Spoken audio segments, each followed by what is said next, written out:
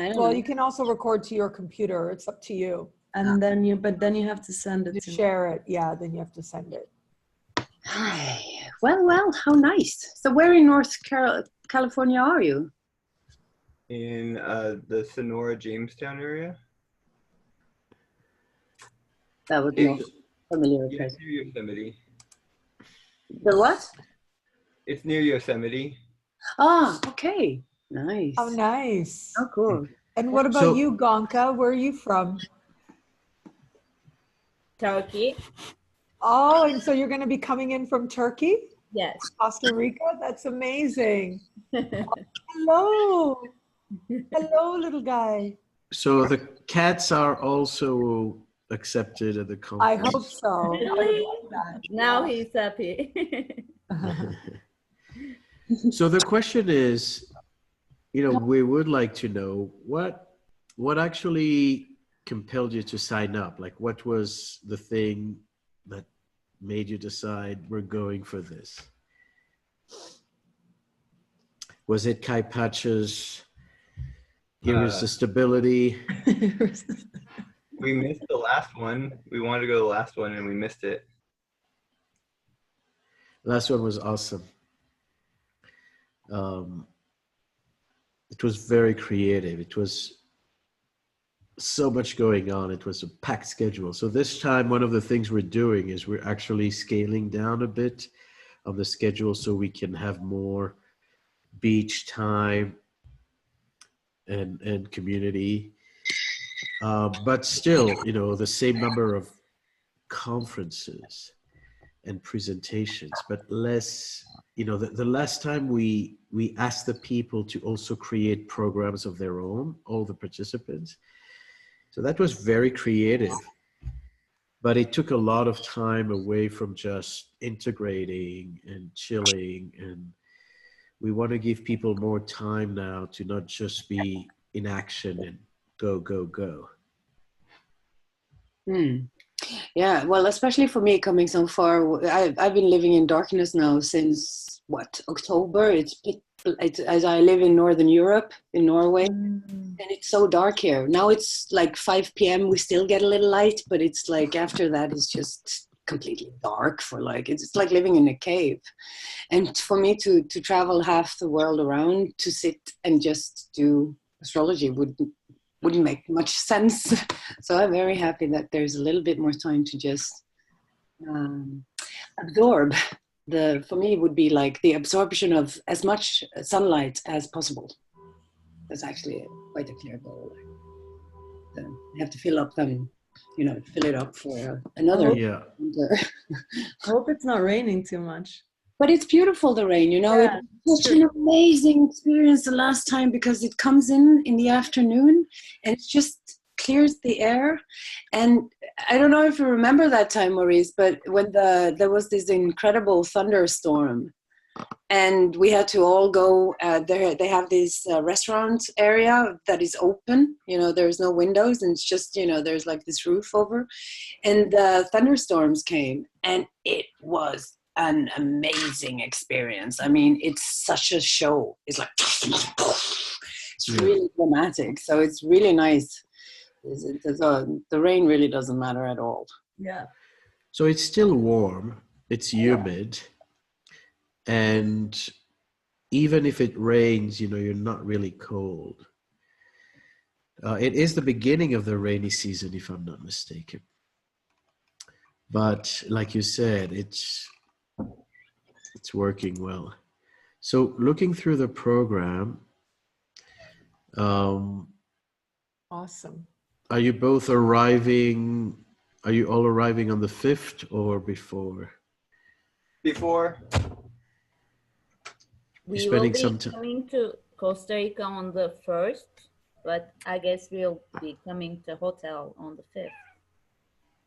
And I'm saying we because I'm coming with a friend, Eda, from here. Maurice, you know her. Oh, yeah, right. We are flying together. Did you know her from before, or did you meet We met in on Istanbul? your workshop. In Istanbul. Yeah, just before your workshop, it was in the airport, just a coincidence. Then we saw each other in your workshop. We are like, okay, then we are going to Costa Rica together. We decided that day. That's so cool. So how is your astrology? Are you studying? Are you practicing? What's your background, Jamber? Oh yeah, we are just trying to absorb it all. We've been studying for probably seriously more like 2 years. We've been following the Pele report probably 5 years, and we've gotten to know the dream team through the community, and we just love the spectrums. It seems like all the astrologers create a different archetype and have this perspective that's just, I'm in awe. I'm very grateful to get to learn from. Jeremy, you've been doing it for a while, huh? Oh, well, okay. I don't know. Astrology kind of followed me around my whole life, but I kind of doubted it, which made a lot of sense from my chart. But, after dating a girl for a while whose mom was an astrologer and going to some astrologer meetings and seeing some of the magic that they worked with the astrology, I was so convinced in evidence with evidence, but I needed this scientific, this logical. I needed some evidence, and so yeah, it compelled me to go deeper and further into it and see more how it applies. And I don't know. I've come up with my own little ideas about more physical evidence for how Yeah. astrology is legitimate. It is a big deal, and at the same time it's such an important question, because that's actually tapping into one of the topics I will be presenting, which is the 3 zodiacs. Let me see if I can get to that one. That's going to be on the Friday, understanding the 3 zodiacs in astrology and the turning of the ages. Because one of the arguments that scientists will make is that we are, as Western astrologer, tropical astrologer, we're not using astrology, with complete alignment to astronomy. Because what are the discrepancies? For example, in astrology, all the signs are 30 degrees. But if you actually look at the constellations are not cut in a cookie cutter 30-degree equal dimension. So out there, the size of the constellations varies. And then there's a process called the precession, which I'm going to talk about, which creates basically a shift between what we see in our chart and what is actually in the heavens. And these are scientific arguments projected to usually discredit astrology. But what they don't understand, the scientists, is they think astrologers don't know that. They think astrologers are fooling themselves to believe that, the signs are exactly the same size as the constellation. So we need to present this material so that astrologers are better equipped to understand what is astrology, how is this mechanism working, and why it's working. And I think maybe from your experience, your confirmation doesn't necessarily come from, it works on a vibrational level, or it works because of the tides, or it works because, there's a symbolic quality to it. But the first thing is we see results. Like you see that when Mars is on your sun, you feel edgy and you want to get out of your body and do things. So we definitely have a observation correlation mechanism. But to tell you the truth, there is no absolutely conclusive theory that completely explains how astrology works. It's still in process. You know, we're still learning about it, I guess would be the word. I could throw something out there right now, or we could wait Sure. until Costa Rica. No, I mean, we're here. Let's do it now. Well, okay. So I thought about it this way. I thought about how in science, for every action, there is an equal and opposite reaction. And for there to be action, you need a force. And for there to be force, you need energy. And then I started thinking about where the greatest concentrations of energy are in our known universe, which is the cosmos.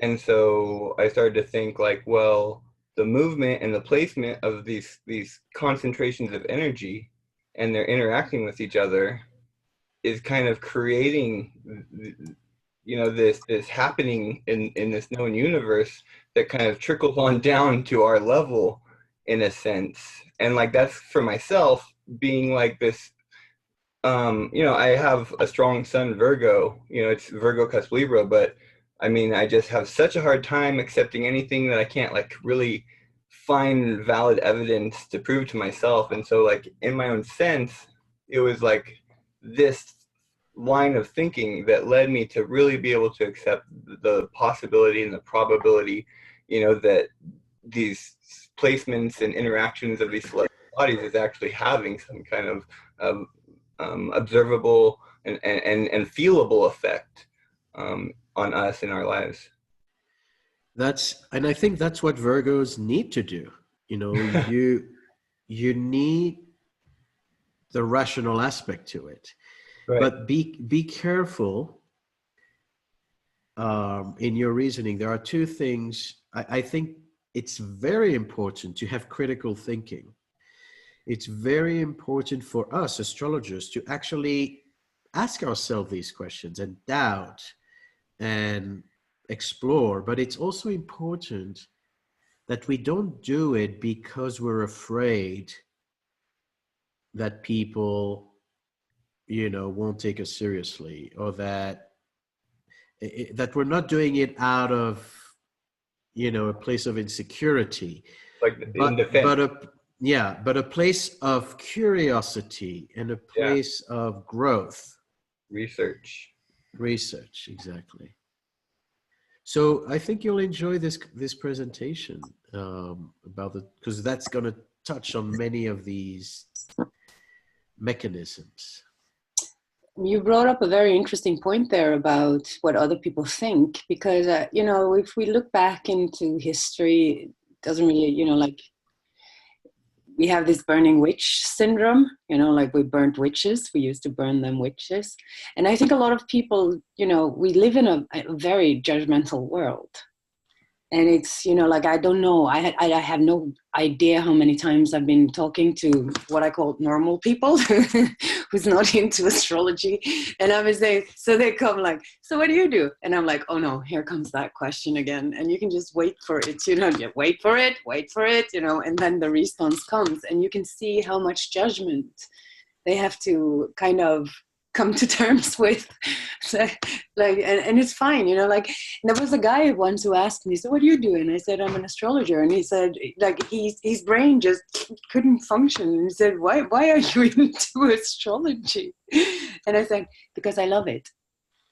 It's such a profound... Because it works. And because it works, I mean, I just get these bursts of love every time, you know, when you have that moment, when you give that reading or you have that lecture and people are really going, you know, you have that experience and you sit in your own life and you're thinking, oh, I cannot make these things up. You know, it's like, you can't just make them up. It's impossible. So it's not a projection. It's a feedback loop between us and everything. It's like this, it's odd. But it really, I mean, it poses some very, very difficult questions. Who are we? Who are we? You know, do we have a soul? Well, we do. You know, when I have the same question. You know, what do you do? I'm an astrologer. They can't even comprehend that, so they immediately go to astronomer. Yeah. That's true. Like astrologer is not even in the vocabulary. So they're actually impressed because there's some glamour to being an astronomer. Immediately, wow. So you have a telescope, and which observatory are you working in? And usually if that is, that's a question I get with immigration when I go to different places or United States. And so I kind of let them, I lead them on with that thought. And it's like, yeah, I'm, done extensive studies and I've done a lot of research and it's fascinating. Like I had an amazing experience once, and this, it just blew my mind because I kind of keep my interaction with normal people. Like I've kind of created a life where I'm not interacting with normal people very much, right? Most of my work is like very solitary online. I teach classes online, and so I'm interacting with astrology students and such. But anyways, there was this one time I was changing planes at JFK. So I had flown in from Mexico to JFK and I was on my way to Asia. And it was like it was kind of my fault. I was really like tired and I was wandering around like this and going into the wrong lanes and things. And so some customs Homeland Security person said, "Hey, can I talk to you?" And I was like, okay. And so then I went over to talk to them. I mean, it was so predictable the way I was acting. So then he starts talking to me, saying, "Where are you coming from? Where are you going?" And I'm just like answering his questions and stuff. And then he said, "What do you do?" And I said, "I own a small multimedia company," because that's what I do, right? That's my income tax code. So I said, "I own a small multimedia company." He said, "Wait, what do you do?" And I said, "I have a YouTube channel and I write books." And he said, "Oh yeah, what's your YouTube channel about?" And I said, "Astrology." And without missing a beat, I said, "Astrology." And he says, "My uncle has a friend who swears that he was abducted by aliens like 15 years ago." That was exactly his response, like boom, boom. And then we just spent the rest of the time talking about whether I think aliens are real and that kind of stuff. So that was like amazing to me that he connected that in that way. But also like the curiosity, the fascination that people have with what we do. It's really intriguing, but I understand what was said. Like, it does make you feel vulnerable to kind of just say it sometimes, because people project a lot of stuff when they hear that. Like it can stir certain people in a certain way. So I understand. Well, the other thing, when I say I'm an astrologer, is there are those who's connected to astronomy, and then there are those who show me their hand. Can you read my hand? Exactly. I've had both responses too. And so it's like, no, I don't read hands. I'm an astrologer. Yeah. And then, well, that's very Eastern. Yeah. It's a very Eastern thing because I actually started off professionally as a palm reader when I was 14.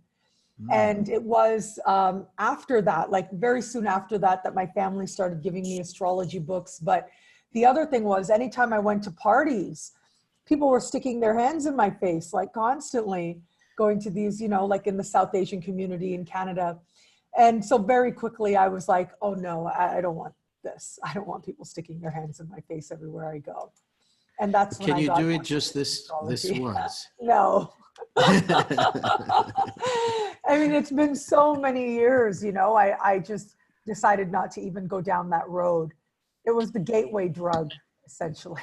But listen, that's so funny because we're both Aquarians, both you and me, Nadiya. And I started out with palmistry as well.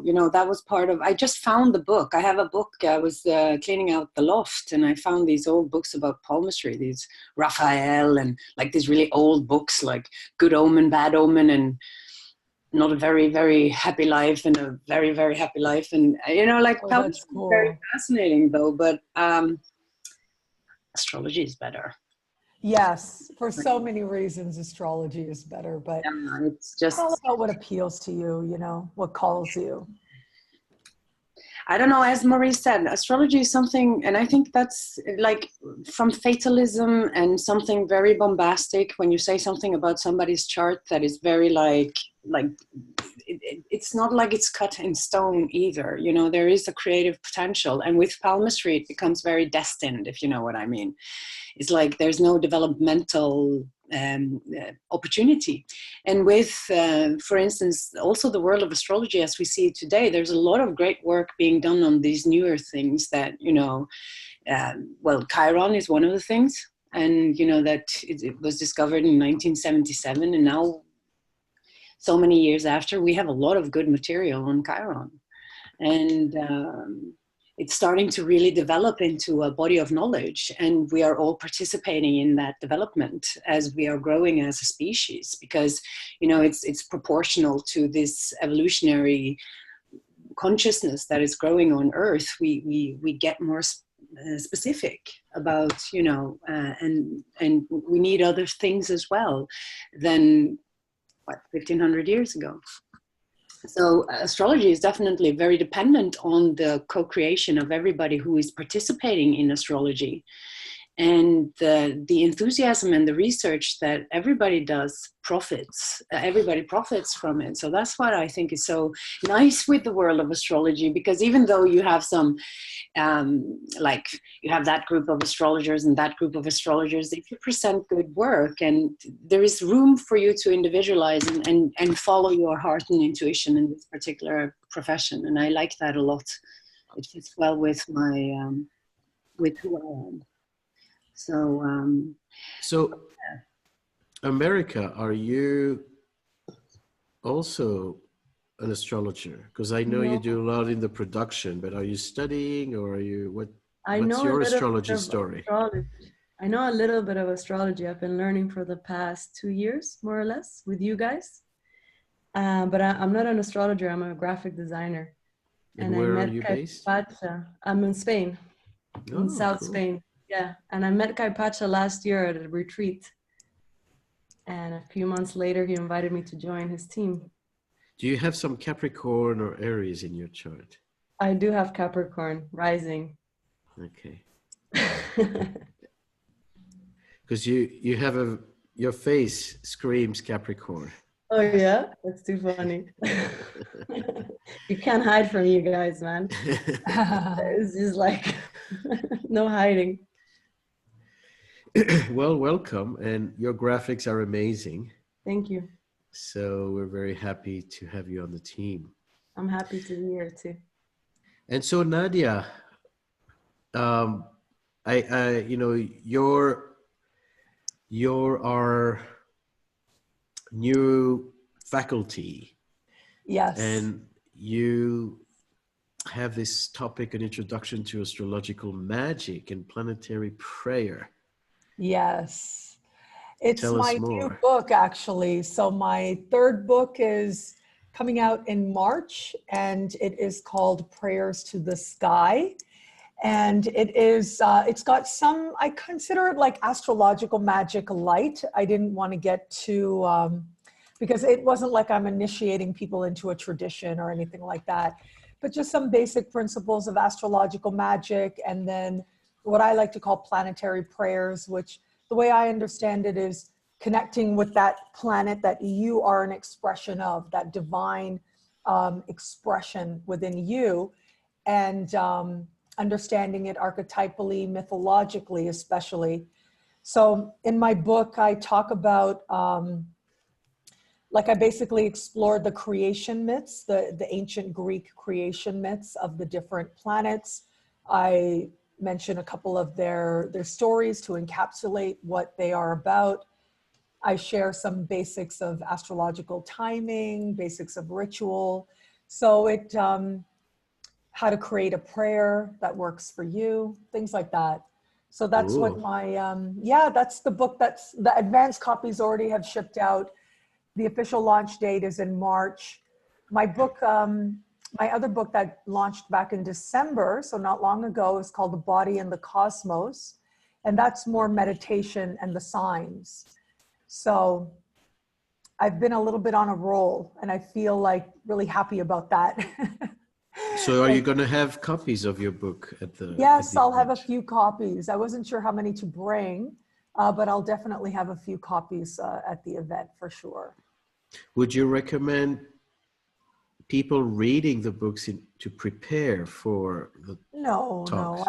I would say that just come as yourself. If people want to, that's wonderful, but it'll be introductory. Like the stuff that I explain is in the book and even more is in the book. So they can come, and if they like the workshop that I teach and the class that I teach from there, they can say, okay, yeah, let me get more of that. Let me get the book. And I hope that of course, you always hope that people love it, that it's meaningful to people. Yeah. Yeah. And then I think that the one class I'm doing the half day workshop is on the nodes. And it's not going to be exactly like, but it'll have some of the things that I talked about at your event in Mexico, where I was a guest. Yeah. And I remember telling Kaipacha that, yeah, I did this talk at Maurice's event, and so he liked it. I like working with the nodes too. I have a book on the nodes that's been like 90% done for the last couple of years. But then I have had this feeling like for a long time that I got to go to Thailand, because in Thailand, I'm going to understand something. And then once I have that, then the book will be ready. So I've been holding on to it. And now I have a speaking engagement actually booked in Thailand at the beginning of April. So I'm like, yay, let this be the sign that I can put this book out there, because it's been like, to me, it's been about done, but it feels like it needs that something else. And there's so many books out there on the nodes already. So I feel like if I'm not bringing something like an Aquarius that I am, if I'm not bringing something unique, what's the point, right? So with my book, The Body and the Cosmos, I basically connected Plato's ideas about the body, and I applied it to an astrological sky. So I took the ideas of Plato and actually talk about the different spiritual significance of our body and meditation and all of that. And then with Prayers to the Sky, it has like this idea of it not just being astrological magic and having spells or things like that, but to actually have prayer in it, to have prayer interwoven with planetary connection. To me, that was also a That's unique amazing way to do it. Thank you.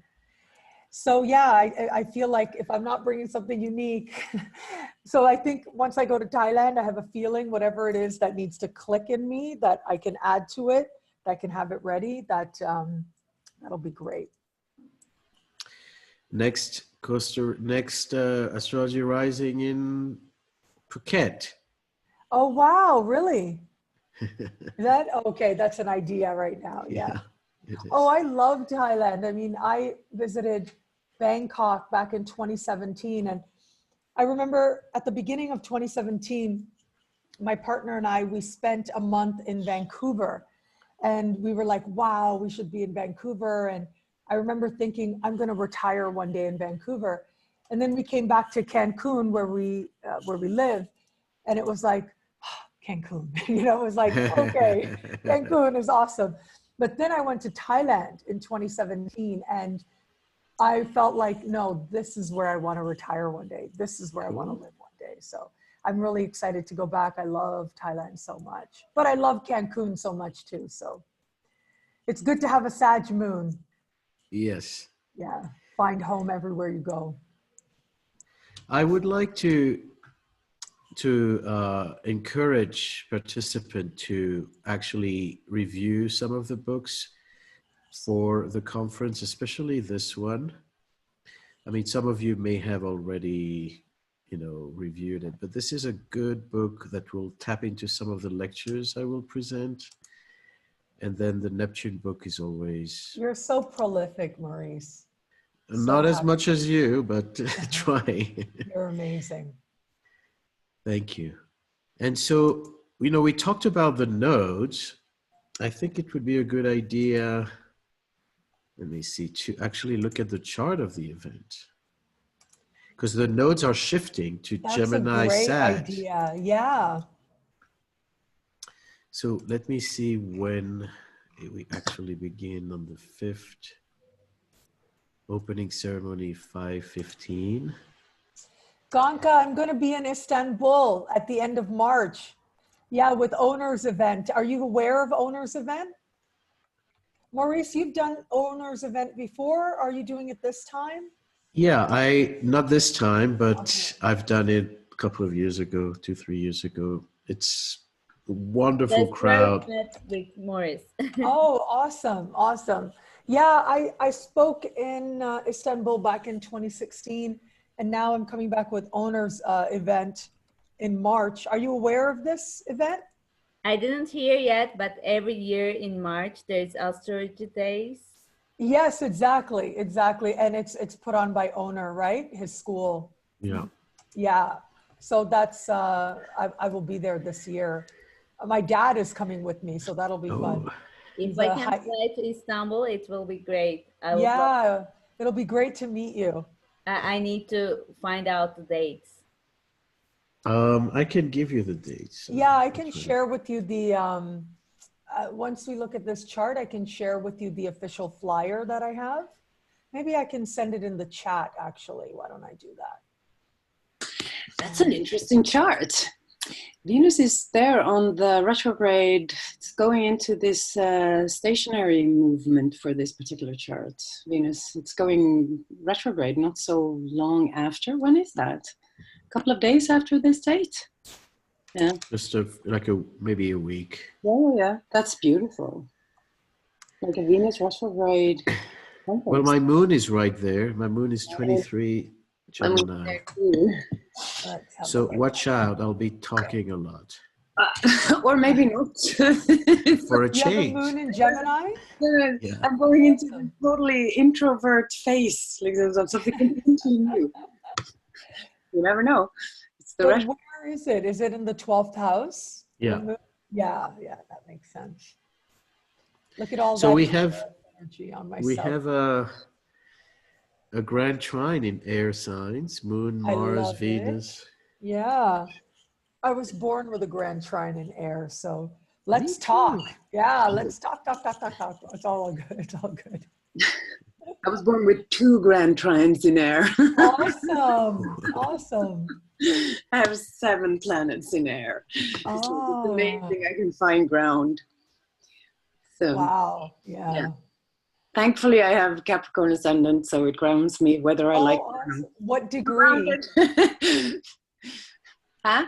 What degree is your ascendant? 5 degrees. That's conjunct my Venus. We love each other. We have a lot of cool interactions, you and me. I definitely. That's my descendant. Oh, wow. That's love. Descendant, and the same moon.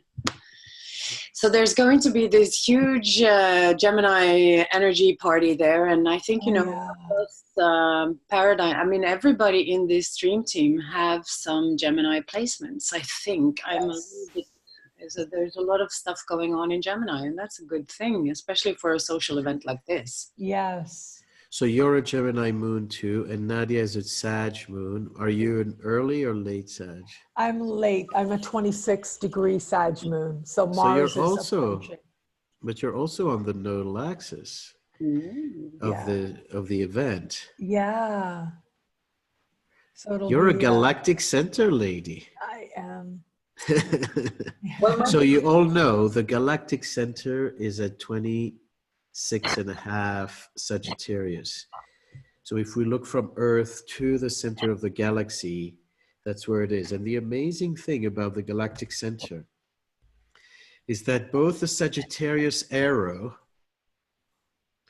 and the Scorpio tail point towards the galactic center. So there's really, some kind of cosmic joke there about this is where we're from. I have my North Node there. Or this is where we're going. Yeah. I think, last time we had Costa Rica, Saturn was in Sagittarius, on my North Node in Sagittarius. I always have this, we went to the jungle a couple of weeks before, and it's you know, getting connected with nature again and the wild and everything. That is also part of this Sagittarius energy that is coming in now, coming back to, you know, some connection with nature. So Gonka, what is your chart like? Or how does it work with the chart of the event? Like Neptune conjunction my sun. I have 23 Pisces sun. Uh-huh. First of all, it's nice for me. Yeah. You're going to swim and Yeah, sail I will. both the cosmos and the ocean. Yes, I will. And where's your moon? 3-degree Capricorn with my Neptune. 20? 3. 3 degrees Capricorn. Conjunct my Venus. Really? So it's also close to the nodes here. Yeah. Do you have a lot of air in your chart? No, I have so little. But arguably my ascendant turned out to be Libra, which was Virgo for 35 years. But if it turns like it's 0-degree Libra, then I will have some air. I only Okay. have Chiron in Gemini. That's the only air I have. So we're going to bring a lot of fresh air to your chart with this event. Yeah. What about you guys, Jember? And what's the name Jeremy. of Jamber and Jeremy. Jember and Jeremy? Okay. Oh, it's Amber and Jeremy. You guys are Jeremy. great. Oh, so you put it together like Jamber. I love it. Yeah, what our parents end up calling us. Like Kim Yi. You guys will be the Kim Yi of the event. Or the Benifer. Yeah. So what are your chart configuration? You're a Virgo and Amber? He's a solar Virgo. I'm an ascendant Virgo, Sun Scorpio, and Moon Taurus. So what degree is your moon? It's 20 degrees Taurus. So you're going to have the sun on your moon. And interestingly, a day or two later, if I advance the chart, is going to be the full moon in Scorpio Taurus. So you're going to have a reversed full moon, basically. And pretty close here, this chart you're showing, my Saturn return as well. I'm on the 2nd degree Aquarius for my Saturn. Okay. Cool. Oh, Wow, that's interesting combo for a conference like that. yeah. Definitely, it sounds very healing, actually. Very karmic. Yeah. And it's the Vesak. I always love this. I come from this meditation tradition, and they say that the Buddha's birth is put to this particular full moon. It's the Vesak. So we're actually celebrating Vesak while we're there. And Yes. the saying goes that, that the consciousness of the Buddha is opening up completely at this particular full moon, which for me is I love that. Yeah, I totally love that. I think it's because it's it might show that we get some real in-depth, nice experiences also when we sit in quietude and we have a meditation and we can go in as well. This chart is beautiful like that because you have that powerful Taurus emphasis here, and it's totally grounding in ourselves. So what would be a Taurian application of astrology? Like if, we know astrology is very Aquarian and that Saturn in Aquarius really fits, but what would be, interestingly, the sun is between Mercury and Uranus, so it brings a lot of knowledge to the Taurus. What would be a Taurian application? Good food to begin with. Yes. And will it be at 18 degrees? Lilith.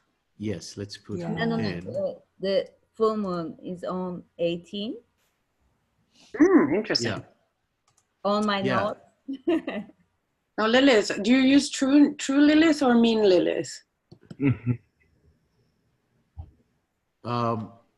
The gentle Lilith, not the mean one. There's no such thing as a gentle Lilith. Sorry.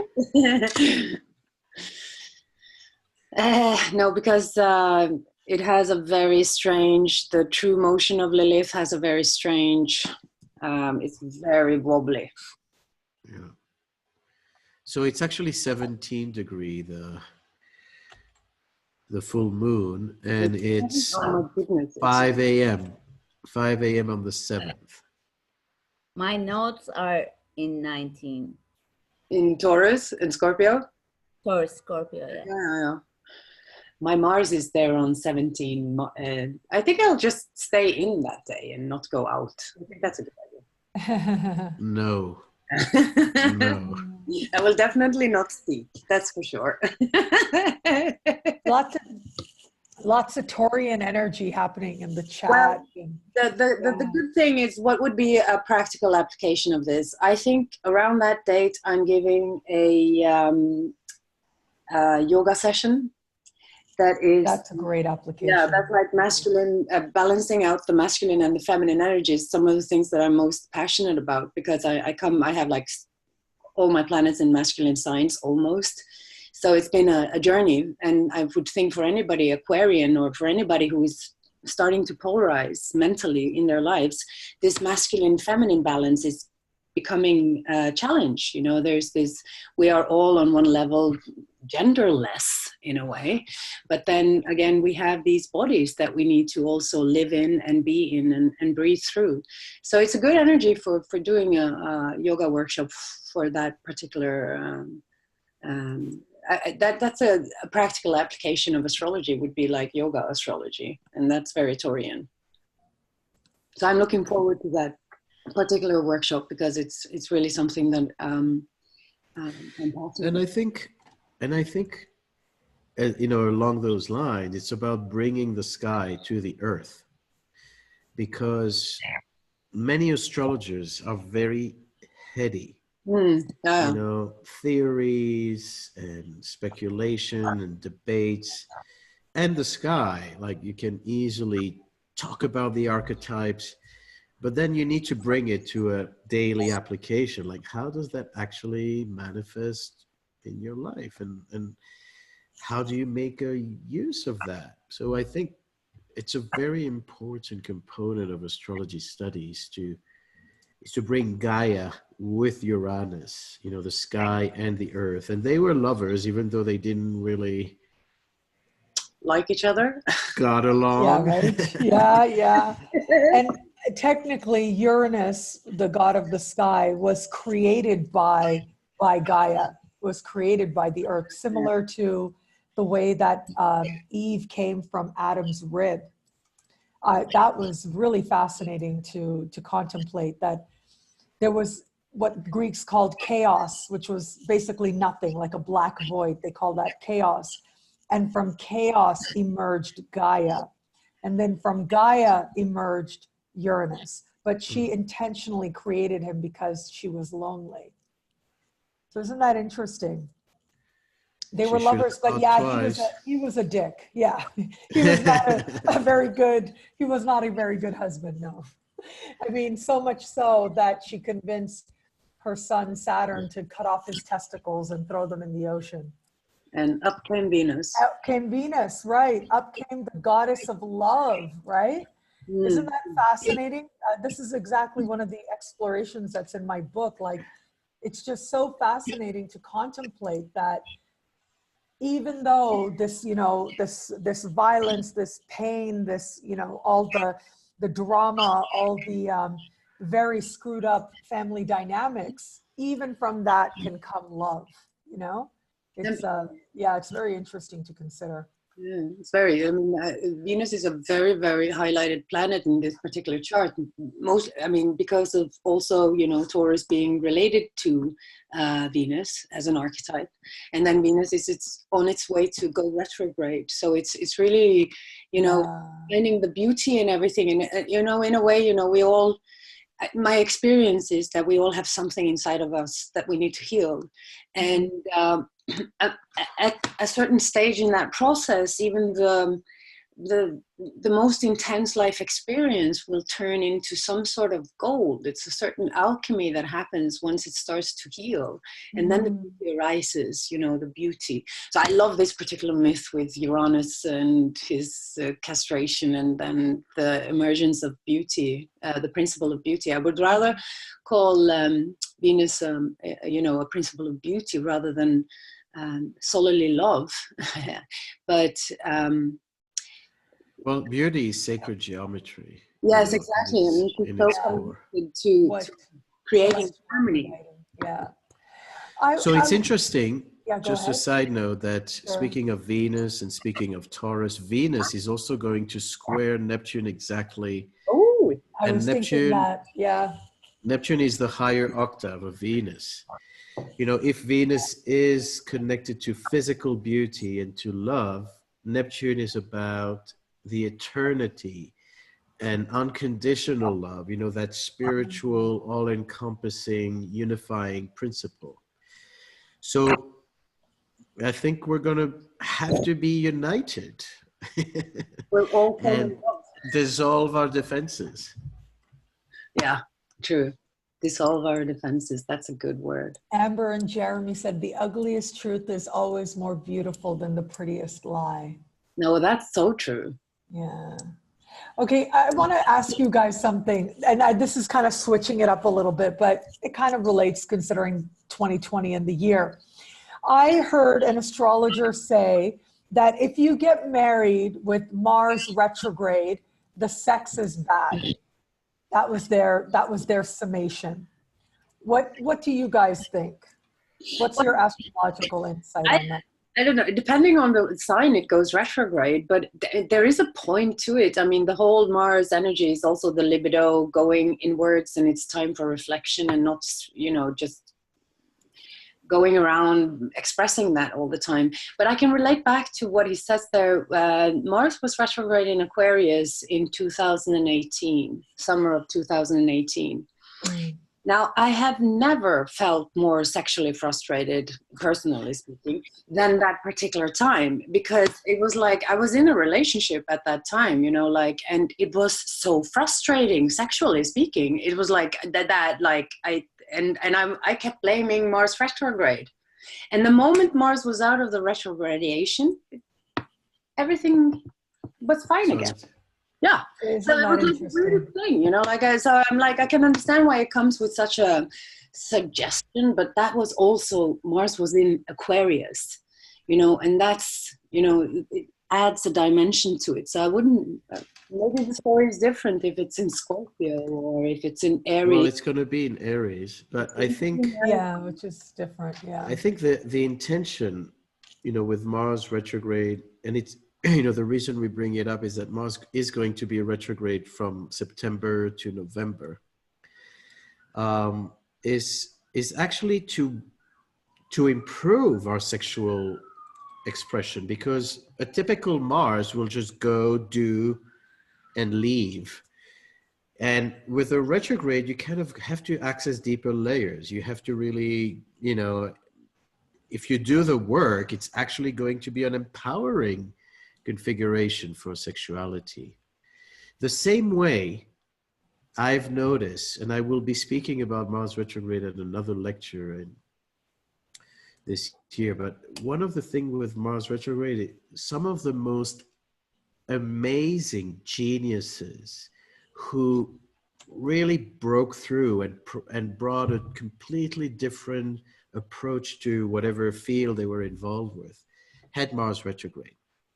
Like, think about Jack Nicholson, you know, very unique. He's a Mars retrograde. Think about David Lynch, like the director who brings all this bizarre and yet very deep expression, is a Mars retrograde. Think about Kurt Cobain. Think about Julian Assange.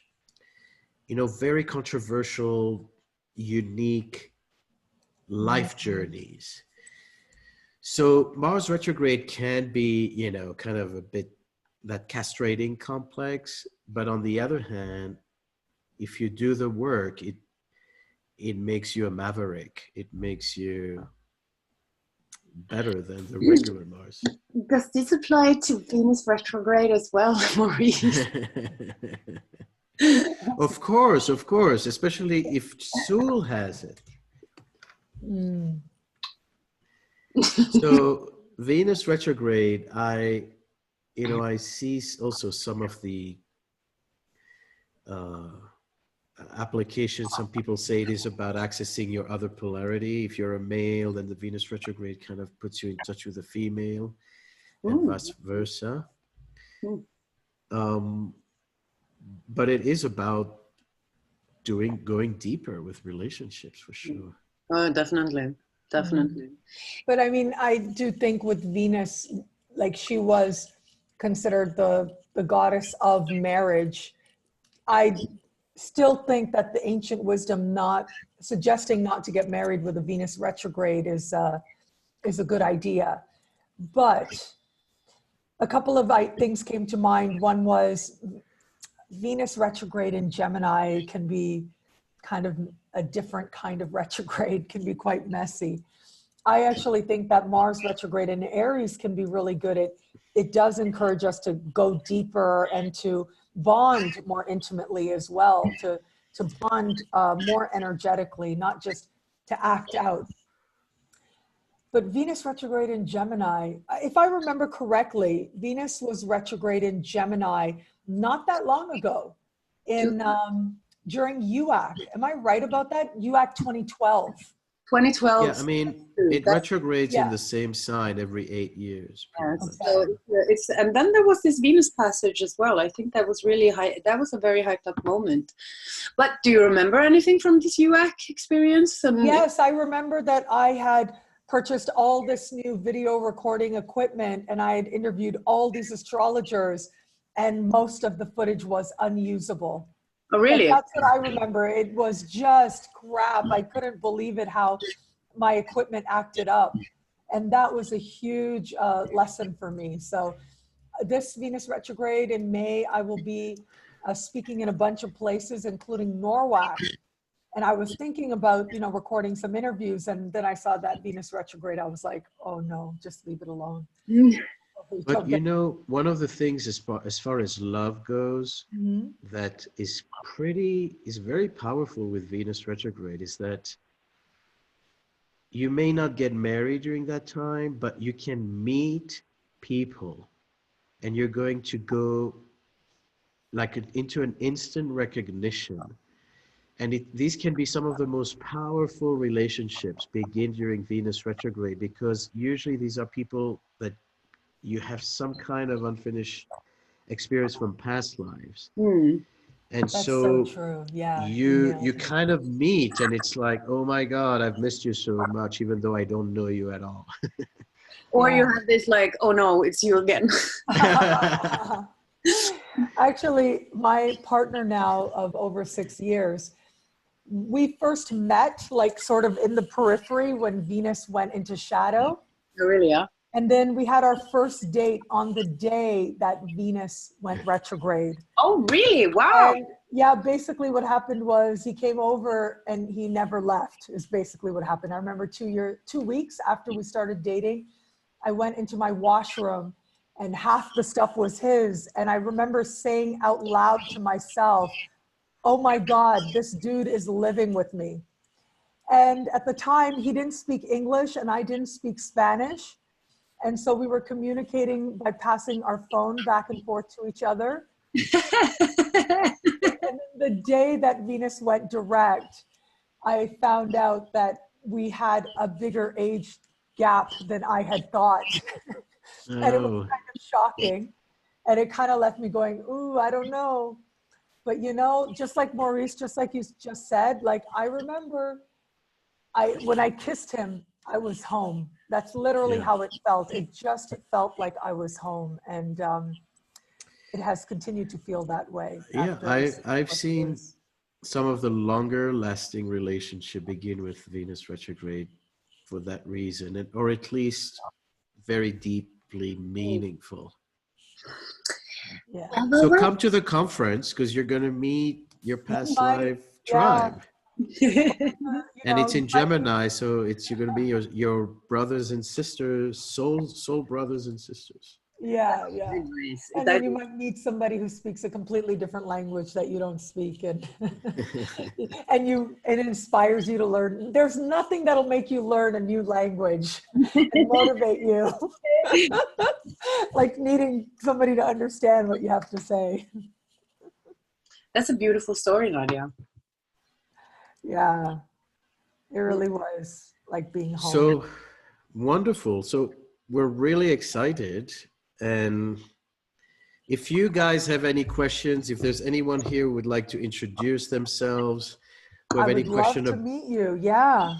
About the conference, if we can address anything, because we're wrapping our hour, and let's see if there's anything you'd like to use this time for that we haven't addressed. Yeah, it would be great to meet people, get to know who's going to be there. Yeah, if everyone can say hello.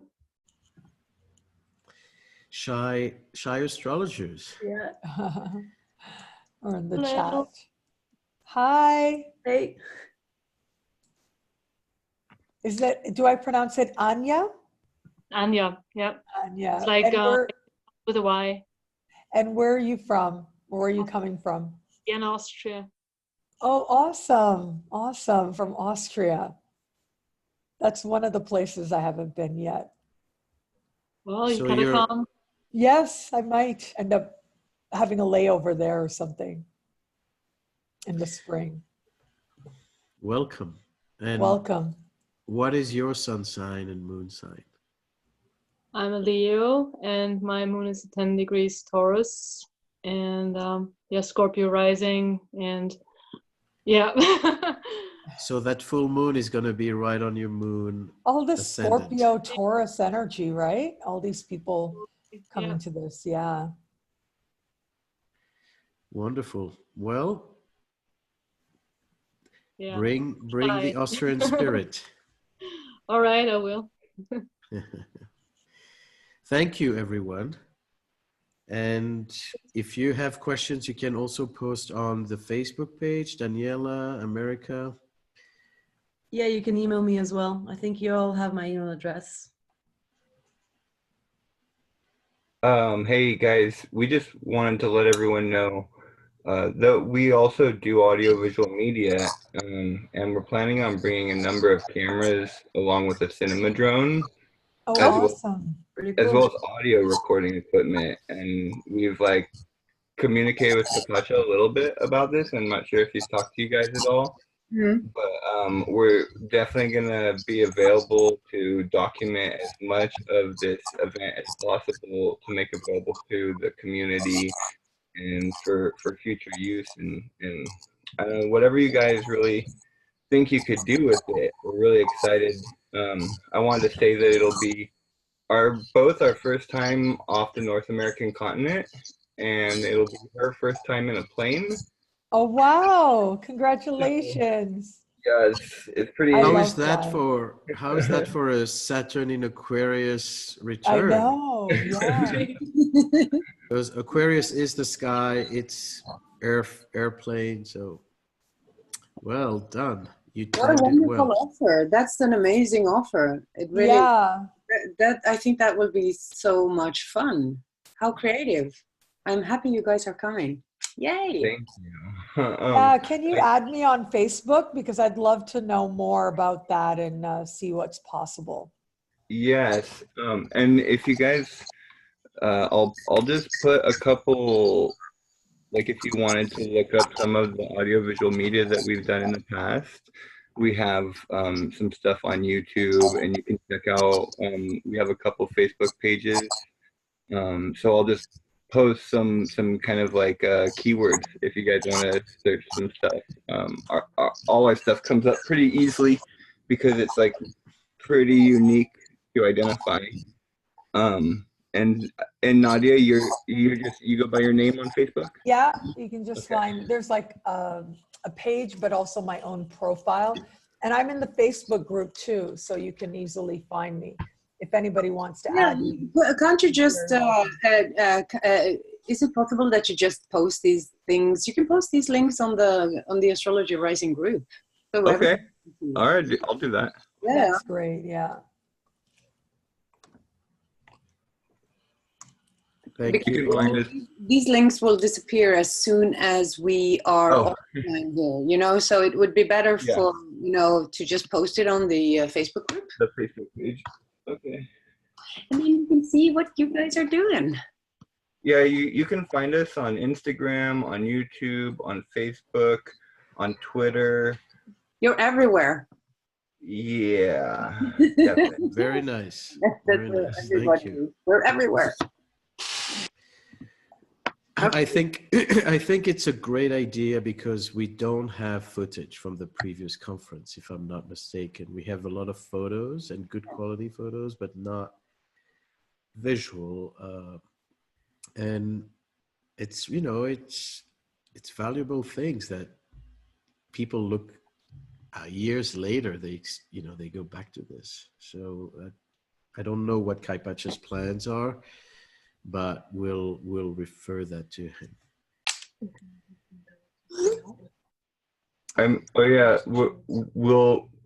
So I also, personally, I'm really excited to be flying the drone on the sailing trip because we're going sailing, and so that's kind of like what I'm most excited about capturing. But Amber was also saying that we're looking into being able to get really good, like high quality recordings of the audio to go with the video. And so we might be bringing equipment that will allow us to record both of the sessions that are going on at the same time, especially depending on how far away they are. So like you guys, if you guys want to discuss this further with us and stuff, like feel free to reach out to us, email us, with us, whatever, anytime. Like you can even call us or text us on our phone. We're really like open to all of it. But there's a couple pieces of equipment that we're looking at to bring. Just being able to record the audio that will give you like a personal mic that will just capture what you're saying. Like basically like wearable, like either a lapel or a little headset that will. You know, I would suggest you definitely talk to Kaipacha directly, because I don't know if America or if Daniela knows what the plans are, if there's anything in place already. Yeah, if you guys have a PA system or something, then it'd be a lot easier for us to just plug in. Yeah, we have to speak about this. Yeah, I'm looking forward to just talking to you guys and see what you guys want, as far as what we can have to offer. Cool. We'll be in touch then. See Awesome. what we can organize. And it will be so good for the same session workshops, like same time there are 2 workshops. Right, exactly. Yeah. Great for that. I was thinking the same thing, because like Ari and Kaipacha is at the same time, and I want to hear both of them, but I cannot make it. It's North Node in Gemini. It's about splitting your personality. But getting the videos and audios back. I have to go, everyone. Okay. I have another session starting. So thank you all, and see you in Pura Vida. Yes, see you soon. Bye. Bye, guys. Thank you. How do we do this?